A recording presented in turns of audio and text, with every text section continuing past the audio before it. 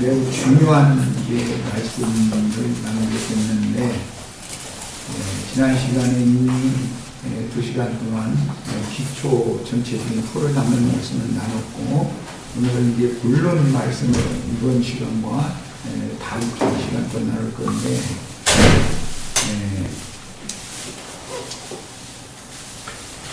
문장의 형식으로 보면은 아브라함의 계필로 하나님이 정해주셨던 본초의 신분 사라가 127세를 향수하고 죽은 모양이고, 그때 이방 땅에 행위와 나그네로 이것저것 유리망랑하면서 살아야 했던 아브라함 부부, 또 아브라함에게 딸린 모든 식솔들의 내용이 성경은 이제 중심 주제라고 할 수가 있는데, 그 중에 아브라함의 본 부인이 되는 사라가 생애를 마감하고 죽었기 때문에 당연히 장사를 치러야 되는데, 하나님께서 아브라함에게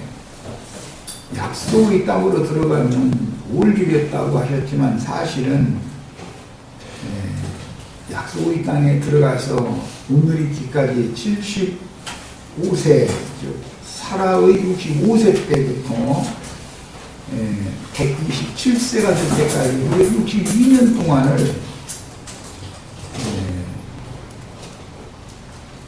완전한 소유된 거처를 하나님이 가나안 땅에서 주시지 않았기 때문에 이것저것을 유리방랑하는 인생을 살 수밖에 없었고, 사라가 이제 죽었기 때문에 장사를 장지가 필요한데 장지를 마련하는 내용이 창세기 23장의 내용입니다. 그러니까 이제 이런 말씀을 통해서 우리가 배워야 될 것이 있는 것은, 사람이 태어나는 거, 그 다음에 혼인해서 자식을 낳고 기르는 거, 그 다음에는 죽는 거, 이 세 가지가 인생에서 제일 중요한 문제인데, 태어나고 혼인하고 죽고, 태어나고 혼인하고 죽고, 인생의 순환을 보면 너무 단순하게 이렇게 계속 돌아가고 또 돌아가고 이렇게 해서 계속 배가 이어지는 것인데, 그 중에 각 사람 각자에게 인생을 마감을 하는 것은 죽음이고, 믿지 않는 자들이나 그 다음에 다른 종교인들의 생각과는 달리 성경은 이 생에 사는 것은 잠시 잠깐일 뿐이고, 사후세계, 죽음 너머에 영원한 세계가 또 있다라는 것을 성경이 진리로 제시하고 있기 때문에, 사후세계의 낙원, 생전세계의 낙원, 천상세계의 낙원에 관한 이런 이제 말씀을 우리들이 잘 완벽하게 깨닫고 인생의 목적을 정확하게 두고 표대를 삼아서 신앙 인생을 잘 마감을 잘 해야 하겠습니다. 사람들이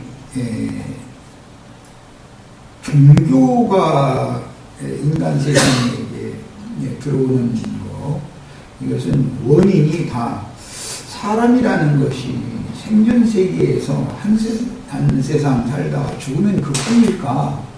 라는 문제를 자꾸 생각을 하고, 죽음을 어떻게 하면 정복할 수가 있을까?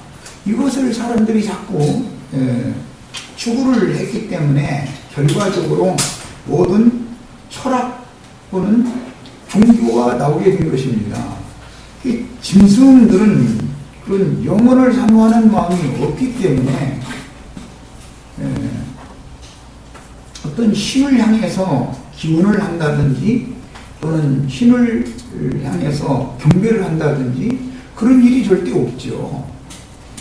사람에게만 이게 있는 거예요. 이것은 인간의 근원적인 문제를 지금 다루는 중에서 창세기 23장은 중요한 문제를 제시하고 있습니다. 하나님께서 아브라함에게 내가 네게 지시하는 땅으로 가면 복의 근원이 되게 되겠고 너 자신을 또 네 부인을 복받은 사람 되게 해주겠다라고 분명히 약속을 했는데 그리고 너와 네 자손에게 약속의 땅을 기업으로 주겠다고 분명히 약속을 했는데 약속의 땅인 가나안 땅에 들어갔을 때 아브라함이 오늘 있기까지 아브라함은 75세, 사라이 65세 때 본토 친척 아버지 집을 떠나서 가나안 땅에 들어와서 62년이 지났는데 지금까지 계속 행위와 나그네로 어떤 다른 부족들에게 붙여서 살면서 우거하는 자로 이렇게 살게 하셨던 하나님의 뜻을 잘 이해를 하셔야 되겠습니다. 이런 문제를 이제 영감을 받아서 깨달은 신약 성경에서는 사도들 또는 이제 히브리서의 기자는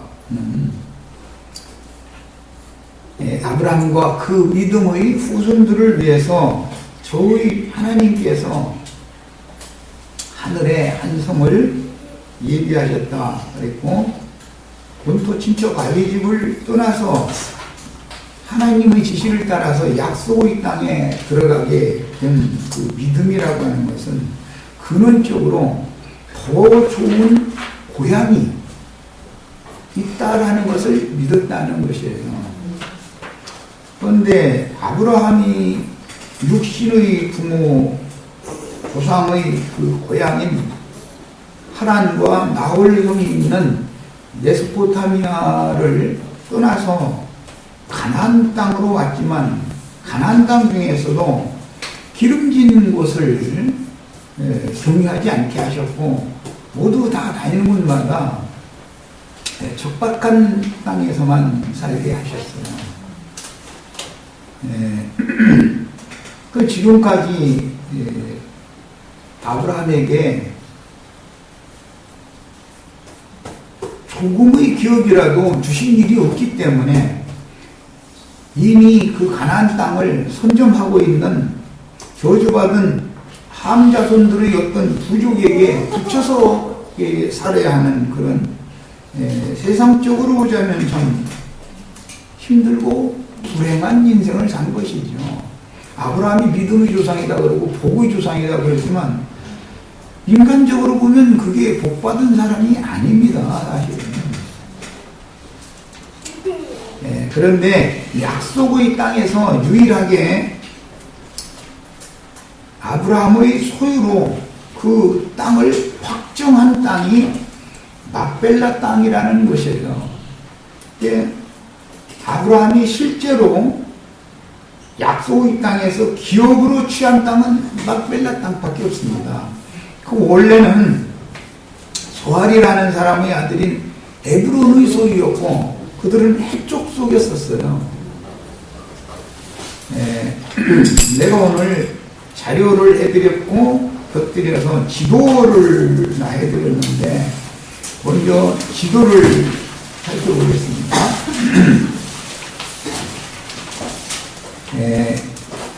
팔레스타인 땅의 지금 서안, 이것은 요단강 건너편만을 그려놓은 지도예요. 맨 가해 선의 더 왼쪽은 지중해라고 하는 유럽으로 건너가는 바다입니다. 지중해라고 하는 바다고 맨 가해에 있는 선, 더 위에서부터 아래까지 지금 그려놨는데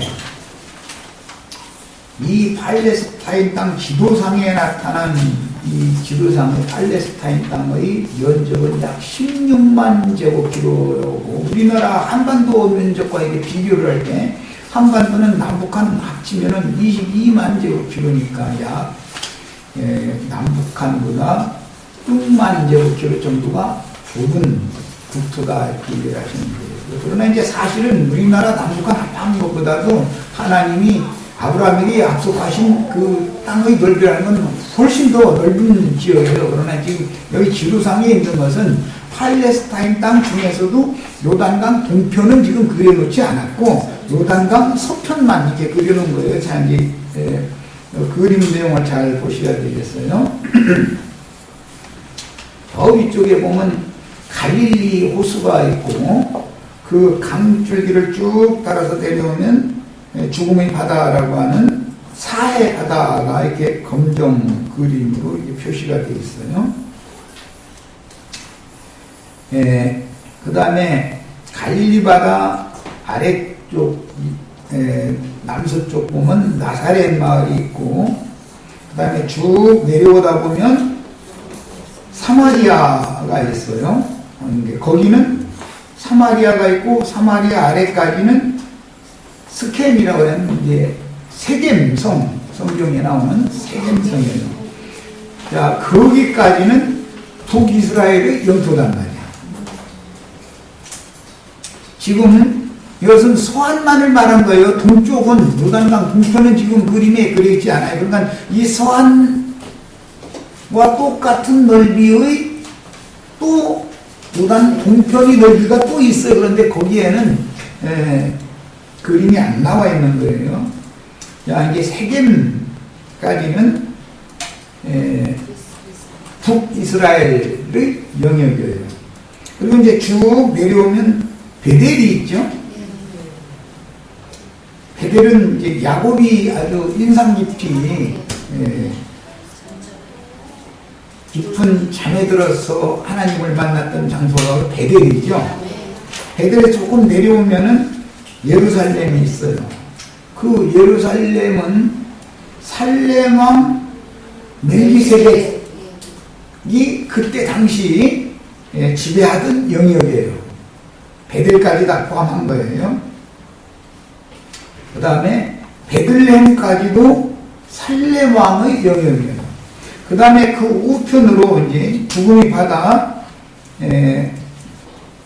사해 바다가 이게 그림이 나와 있는데, 그것은 소돔 고모라, 그 다음에 그 주변 도시들이 이 사해 바다에 지금 이제 밑에 있는 거예요.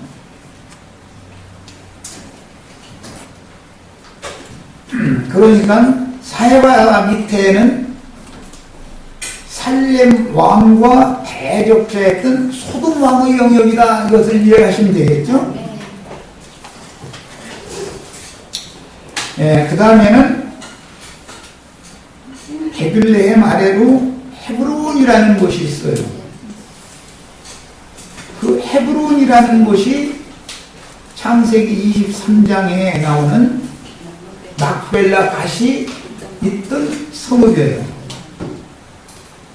그곳은 헷족 속이 지금 이때 당시는 헷족 속이 여기를 지배하고 있었어요. 저 남쪽으로 더 내려가면 이제 네겝 지역이라고 하는 헤브론에서부터 저 아래 브엘세바라고 하는 일곱 우물, 일곱 물샘이라는 뜻이죠. 그 브엘세바 지경을 있는 곳을 네겝 지역이다. 여기는 이제 광야 지역이라고 그래요. 그런데 이 브엘세바 지역은 그랄왕 아비멜렉이 지배하던 그런 영역이에요. 자, 지금 내가 지도를 설명하면서 세 왕을 말했어요. 살렘왕. 살렘왕의 지배하던 영역이 어딘지를 설명드렸죠. 예루살렘을 중심으로 베들레헴 그 영역이 살렘왕이 지배하던 지역이다. 오른쪽으로 사해바다 지역은 소돔왕이 지배하던 지역이다. 그 다음에 헤브론이 있는데 헤브론은 헷족속 역사책에서 우리 형제자매님들 중고등학교 역사책에서 히타이트족의 이민에 대해서 배웠을 거예요. 지중해 바다에 있는 키프로스라고 하는 섬에서 이 루트로 팔레스타인 땅으로 이주한 민족이 해쪽 속에 히타이트족이다 이렇게 역사에서는 배웠을 거예요. 그리고 저 아래 애굽으로 가는 그 길 노중에 브엘세바가 있어요. 거기는 누가 지배하던 지역이라고요? 그랄 왕 아비멜렉이 지배하던 지역이에요. 자, 여기를 거쳐야만 애굽으로 가는 거예요. 여기를 거치면은 광야가 나오고 광야를 지나면 애굽이 나오는 거예요. 이렇게 지리가 이렇게 되어 있어요. 내가 지금 이제 이 지리를 먼저 이렇게 말씀을 드린 것은 가나안 땅 이야기를 하니까 그 땅에 대한 개념을 인식시키려고 그런 거예요. 아브라함이 이주를 참 많이 했죠.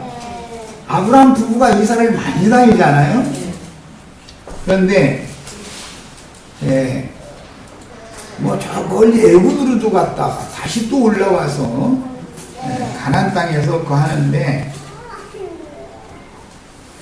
21장, 22장에는 그랄왕 아비멜렉의 지역이 거기 물샘들을 팠는데 뭐 기본이라고 하는 장군이 와서 아브라함이 판 우물들을 다 이렇게 다툼을 하고 이제 그런 얘기가 이미 지나갔죠. 그리고 그랄왕 아비멜렉에게 사라를 넘겨줬을 때 그때까지는 사라가 잉태가 되지 않은 때였었어요. 그런데 22장 19절 읽어보겠습니다. 이 아브라함이 그의 종들에게로 돌아가서 함께 떠나 브엘세바에 이르러 거기 거주하였다라고 22장 부분이 마무리를 하고 있어요. 자, 22장은 이삭을 모리아산 제단에 갖다 바쳤다가 다시 집으로 돌아온 내용이죠. 그러니까 그때까지는 그랄왕 아비멜렉이 지배하고 있던 지역에 거주했고 그곳에서 오래 살았단 말이에요. 거기 7 우물이 있는 곳이었었죠. 이미 20장부터 22장까지 쭉 말씀이 나왔었어요. 그런데 23장에 보면 사라가 어디에서 죽었다고 되어 있죠? 헤브론, 기럇 아르바라고 하는 헤브론에서 죽었어요. 그러니까 아브라함과 사라가 노년에는 그랄왕 아비멜렉이 지배하는 지역에서 떠나서 해쪽 속의 영역인 헤브론으로 올라갔다는 걸 알 수 있죠. 지금 지리를 보셨으니까 알 수 있죠? 브엘세바에서 헤브론으로 이주를 다시 한 거예요. 헤브론에 이사를 해가지고 사라가 거기에서 죽었다 말이에요. 아브라함의 인생의 그 마무리를 한 곳이 헤브론이에요. 사라가 그곳에서 인생을 마무리했어요. 아브라함의 후사인 이삭이 그 아버지와 어머니의 이제 두 번째 본향이죠. 여기는 기업을 여기서 처음으로 얻었으니까 가나안 땅 지금까지 다 돌아다니던 것은 정부치고 살만한 기업이 없었었고 헤브론이라고 하는 곳이 두 번째 고향이다 이래요.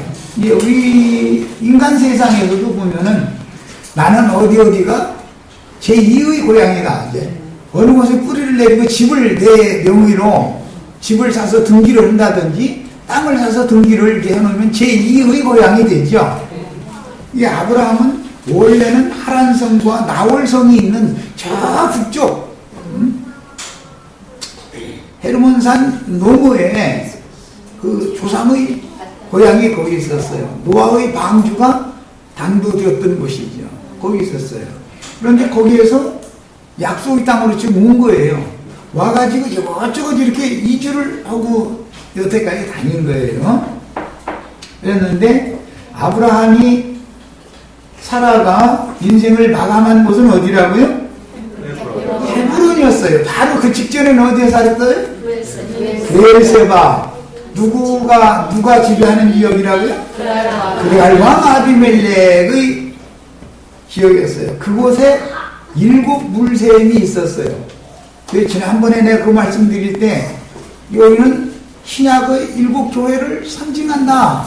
물샘이라는 교회들을 말하는 거예요. 그런데 7 교회들에서도 나와야죠.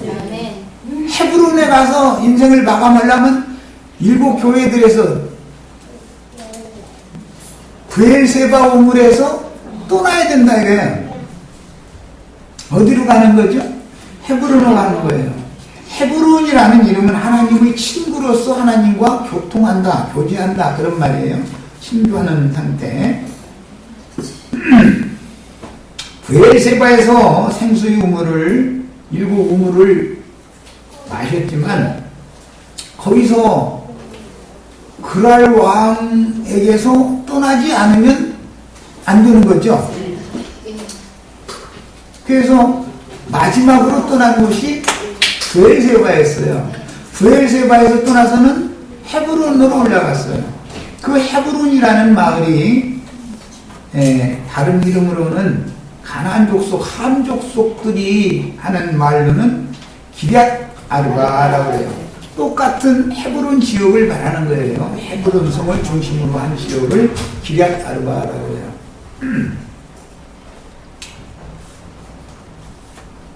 가나안 땅에서 유일하게 아브라함의 것으로 그 땅을 자기의 것으로 공표한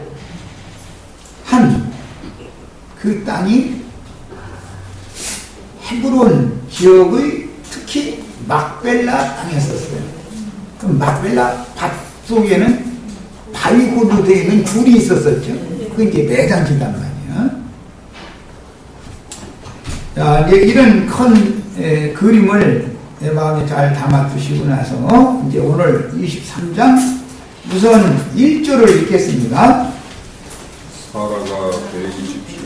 사라가 127세를 살았으니 이것이 곧 사라가 누린 햇수라. 그러면 지금 아브라함은 몇 살이죠? 당연한 거 물어보는데도 대답이 잘 안 나오죠. 정신책에서 들으셔야 돼요. 자, 그럼 이삭은 몇 살이에요? 저거 당연한 거 물어보는데도 지금 대답이 안 나오는 거예요. 정신들이라고 그래요, 정신들이라고. 이삭은 지금 몇 살이에요? 37세. 네? 37세. 네, 37세예요. 그럼 어떻게 그 계산이 나왔어요? 사라가 90세 때 이삭을 낳았으니까 지금 127세에 죽었으니까 당연히 이삭은 37세지요? 정신 차려서 내 말 들으라고 내가 일부러 이게 산수 문제 내는 거예요. 자꾸 풀어져가지고 들으면 안 되니까. 거기는 이런 거, 시험 문제를 내면 이것도 틀리는 사람도 있어도 어떻게 아느냐, 우리가. 이래가면서. 아니, 당연한 얘기를 난 물어본 건데, 왜 시험 문제 내는 사람이 틀린 거 시험 문제 내겠어요? 사라가 127세면 이삭은 뭐 말할 것도 없이 37세예요. 자, 앞으로 몇 명 더 있으면 이삭이 장가 들어요? 3년. 그거는 잘 아는 거예요. 결국 이삭은 40세 때 장가를 들게 되죠. 창세기 25장 20절에 나오는 말이에요. 이삭이 40세 때 레베카라고 하는, 리브가라고 그러죠. 한글 번역에 리브가라고 하는 처녀에게 장가를 들었어요. 그러니까 엄마가 돌아가신 후에 3년이 지난 다음에 장가를 들었어요. 그래가지고 어디서 살아요? 그러니까 사라의 장막이 어디요? 그렇게 헤브론에서 산다. 헤브론에서. 아버지 어머니 더 좋은 고향인 헤브론이 이삭의 고향이 당연히 되는 것이죠. 이삭의 아들 야곱은 그러면 어디서 살아요? 세월호? 세월호는 애굽에서 죽었어요. 그러나 애굽으로 내려가기 전에 너무나 당연한 거 지금 정신 들여서 말씀 들으라고 이렇게 질문하는데요. 이런 기초적인 성경을 아는 지식이 없어가지고는 말씀을 강론을 해도 모른단 말이에요. 성경을 부지런히 읽으셔야 돼. 성경에 나오는 내용을 알아야 돼. 이런 것도 질문하면 탁탁탁 나와야 되는데 이것이 안 나오면서 원어가 어떻고 뭐 이러고 앉고 신학적으로 어떻고 잃어버리면 그 사람한테 가면 어지러워가지고 그런 것이 구원이 아니에요. 성경 자체를 읽으셔야 돼요, 우리 시체들은. 아브라함의 말년이 헤브론 기럇 아르바의 제2의 고향, 히브리서에는 더 좋은 고향이다 그랬어요. 그것이 더 좋은 분양이었다 이거예요.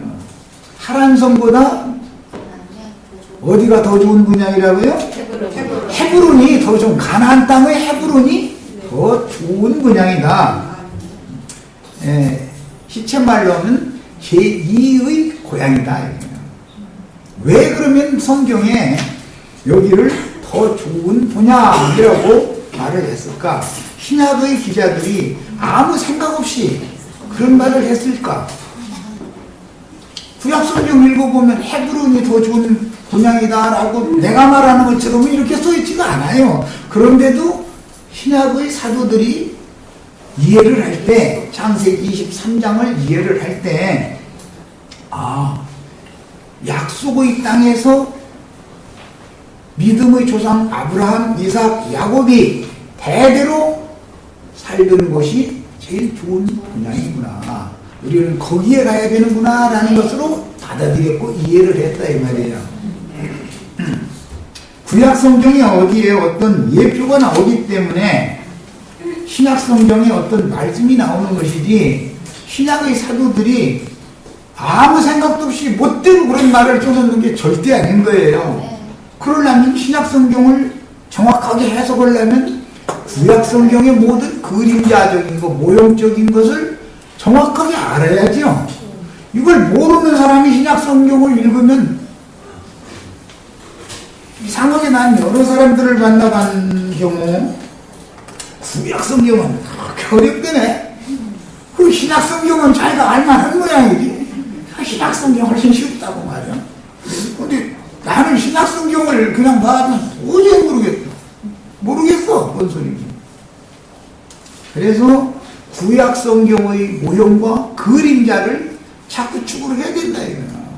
왜 신약성경에 이런 말씀이 나왔는지를 알려면 신약성경은 이루어진 실상을 말하는 것이니까, 요새 또 마침 이만희 이런 사람들이 지가 실상이다 그래서 하는다는데 내가 보기에는 완전히 공풍선 같은 사람들이지. 그게 실상이라는 것은 예수님이 실상인 거예요. 진리라는 말이 진리. 그게 실제다 이 말인데, 예수 그리스도의 본된 교회, 그리스도와 교회가 실상인 것이지 무슨 누구 인간이 실상이겠어. 구약 성경의 예표로, 모형으로, 그림자로 제시된 모든 것들이 실현되어진 사실, 그걸 실상이라고 그래요. 뭘로 실현이 돼요? 예수 그리스도와 그의 대필인 교회를 통해서 실현되는 거예요. 이런 기본 원칙을 알아야 돼요. 네, 이번에는 소급에서 창세기 35장 27절부터 29절까지를 좀 미리 읽어보고 다시 돌아오겠습니다. 창세기 35장 끝부분.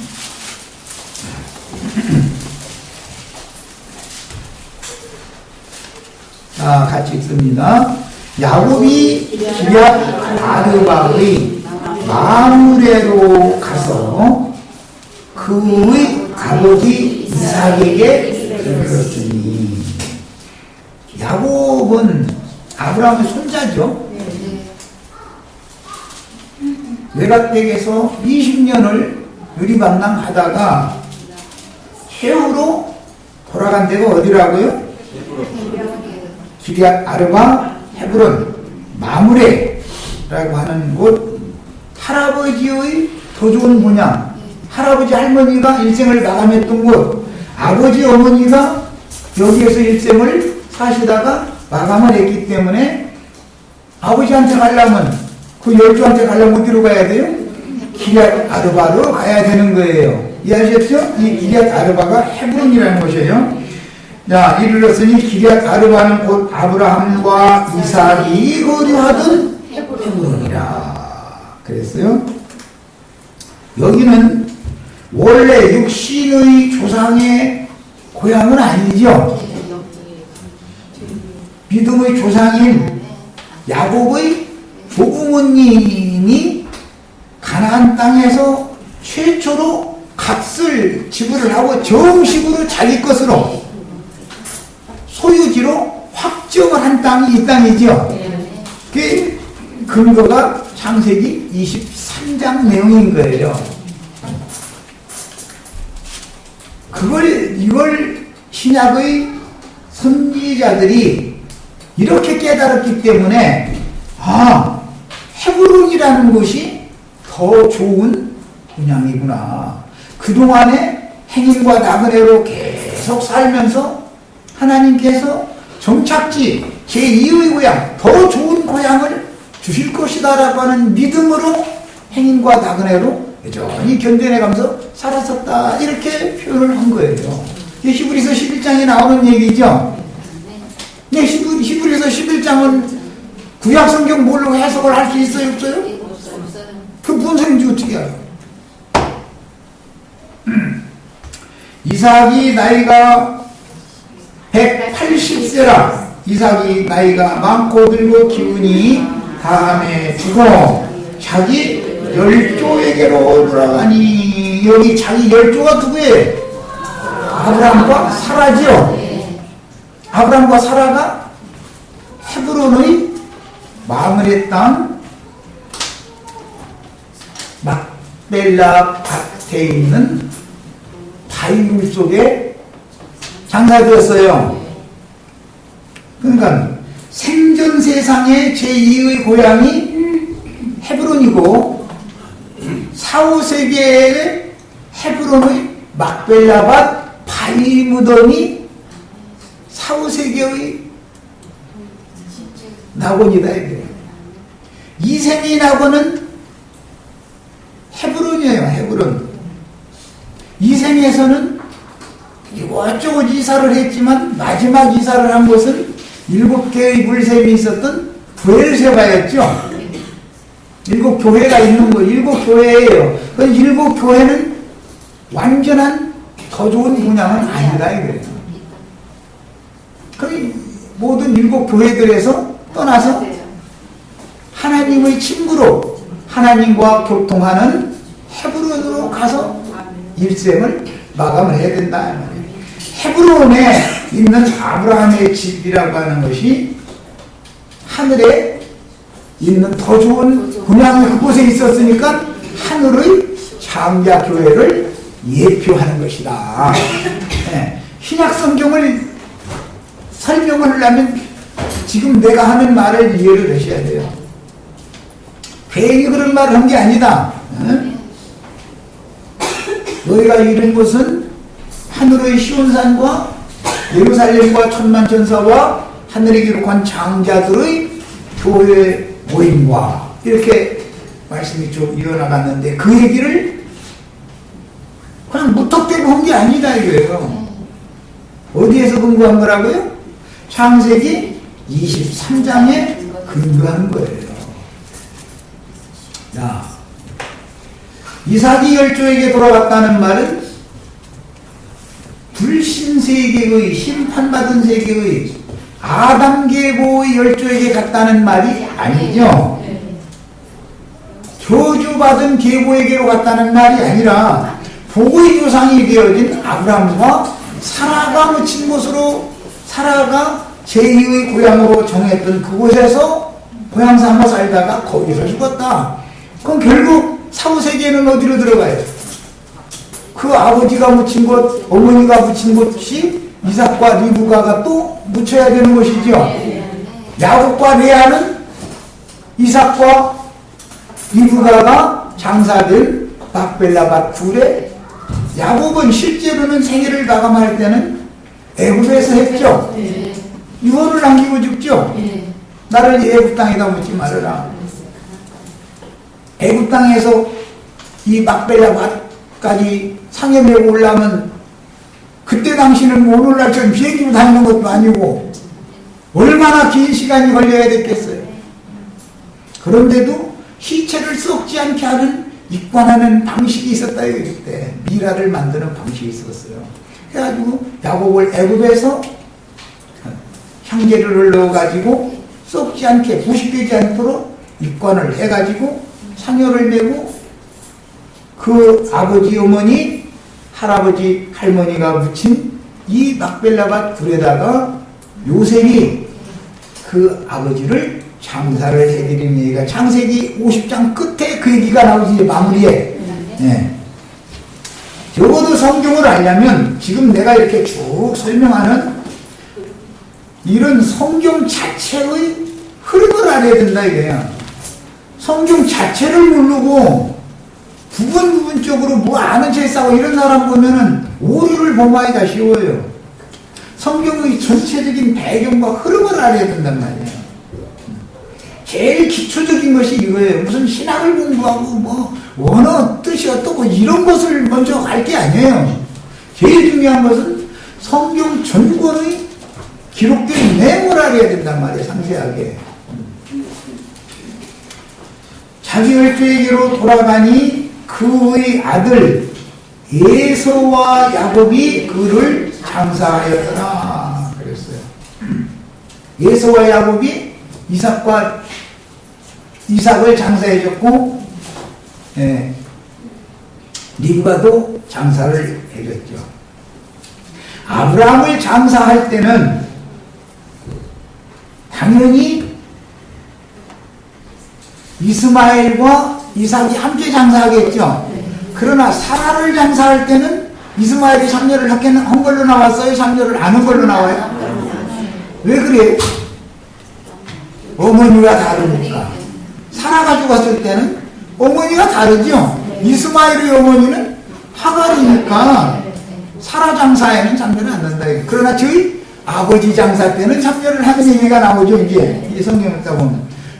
이런 기본 원리를 알면 인생사가 다 훤히 보이죠.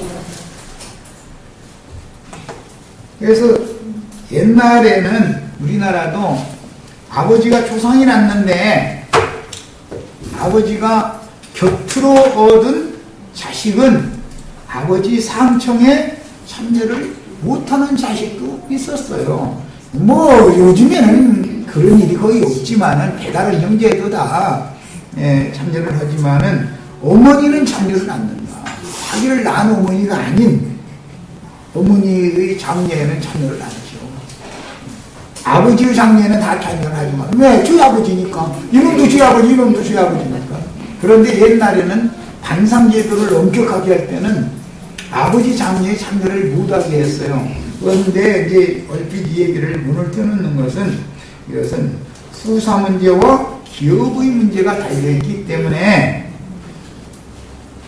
갓딸이 아들이 참여를 하면 아들로서 인정을 해주고 참여를 하면은 아버지 유산을 당연히 나눠줘야죠. 그래서 참여를 안 시켜버리는 거예요. 저희끼리 갖자 이거죠. 저희끼리. 이것도 창세기에 보면 그런 내용이 즉 센족의 문화가 그대로 다 기록이 되어져 있어요. 자, 이제는 10절 11절을 본문 읽겠습니다. 9절부터 읽어야 되겠네. 11절까지. 그가 그의 단거리에 있는 그의 막벨라 둘을 내게 주도록 하되 충분한 대가를 받고 그 둘을 내게 주어 당신들 중에서 대장할 소유가 되게 하기를 원하노라. 이 이야기는 왜 한 것이죠? 해족속에게 가서 부탁을 처음에 했을 때 해족속이 6절 아범배에 보면 우리 묘실 중에서 좋은 곳을 택하여 당신의 죽은 자를 장사하소서. 우리 족속 중에는 자기 묘실을 당신에게 매장지로 주는 것을 금할 사람이 없습니다. 이렇게 말을 했죠. 그런데 이제 아브라함이 그 말을 듣고 실제로 소유 매장지를 아브라함이 택하는 거죠. 이제 당신 택해서 하라 그러니까. 그런데 누구의 소유를 택하게 됐죠? 소할의 아들 에브론이라는 사람의 밭을 아브라함이 택했어요. 자, 그러니까 이제 8절에 나의 죽은 자를 내 앞에서 내다가 장사하게 하는 일이 당신들의 뜻일진데 내 말을 듣고 나를 위하여 소할의 아들 에브론에게 구하여 그가 그의 발머리에 있는 그의 막벨라 굴을 내게 주도록 해다고 하고 흥정을 하는 거예요. 해쪽 속의 땅을 전체를 사는 게 아니고 그 중에 우리 족속 중에 당신이 택해서 가져라 이렇게 했기 때문에 흥정을 할 때 이제 소할의 아들 에브론의 밭을 사겠다라고 말을 했어요. 이 말은 아브라함이 갑자기 한 말일 것 같아요. 평상시에 해쪽 속의 영역 중에서도 소할의 아들 에브론의 밭을 내가 쌓아놓으면 참 좋겠다라고 침생기고 있었다는 뜻이에요. 오늘날 기독교식으로 말하자면 땅밟기를 하는 거예요. 매일 가서 한 바퀴 밟고 돌아오고 또 한 바퀴 밟고 돌아오고 그렇게 했던 땅이에요 이게. 그러니까 흥정이 즉시 딱 그 어느 땅을 내가 사겠다라고 즉시 나온 거예요.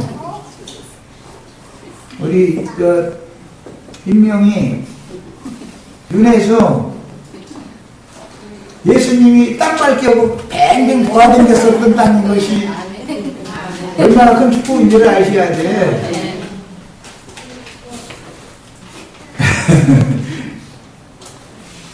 하필이면 왜 소할의 아들 에브론이 소유하고 있었던 땅이었을까 그 말이야.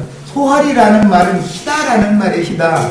성경에서 희다라는 뜻은 의롭다, 거룩하다, 정결하다 그런 뜻이에요. 에브론이라는 말은 유력자라는 말이에요. 유력자. 핵족속 중에서도 가장 의롭고 거룩한 사람이고 의로운 사람이 그냥 세상 말로는 참 정자는 사람이고 핵족속 중에서도 제일 유지급이다 이거예요. 하필이면 그 사람이 밭을 살 때는 자 한번 생각해 보세요. 어느 마을에 가서 어떤 땅을 타첫 사람이 와서 근근하게해서 산다 그러면 준 땅 그 지역 족장시대에 준 땅 그 사람 소유가 됐겠어요 안 됐겠어요? 그 동네에서 제일 유력자의 땅 중에서도 제일 좋은 거 딱 골라 집으면 헤브론 중에서도 제일 좋은 땅 되겠죠? 네. 그래서 내가 지금 조금 전에 우리 인민이 윤회에서 안정식 포함해서 다 예수님이 미리미리 이게 침생겨놨던 땅이 침발라놓은 땅이 없다고. 결국은 예수님이 그분의 소유로 돌려가야죠. 그런데 앞에서는 우리가 그냥 거저줄 것처럼 얘기를 했죠. 아니 거저주면 나중에 도로 뺏으면 안 되니까 아예 분명하게 그냥 당신들 모든 족속이 다 모인 데서 계약서 쓰고 정식으로 돈 주고받고 해가지고 내 것으로 아주 확정해버리자 해가지고 소유 매장지로 확정을 해놨어요. 그 우리 윤회수 김대준 이게 보통 사람들이 아닌 줄만 아셔요. 일단 저 시간에 우리 저기 젊은 자녀들도 이게 보통 문제 아니에요. 이게 예수님이 다 점치고는 땅에 여기가 기독교계에서는 땅 밟는다고 그래서 아브라함 보고 네가 밟는 땅은 다 가나안 땅에 들어가서 네 땅이 된다 그랬는데 실제 이사 다니면서 밟은 땅이 다 아브라함의 땅이 된 게 아니야. 다 점치고는 땅이나 아브라함의 땅이 되는 거예요. 이것을 꼭 깨달으셔야 되겠어요. 저 시간 여기까지 합니다.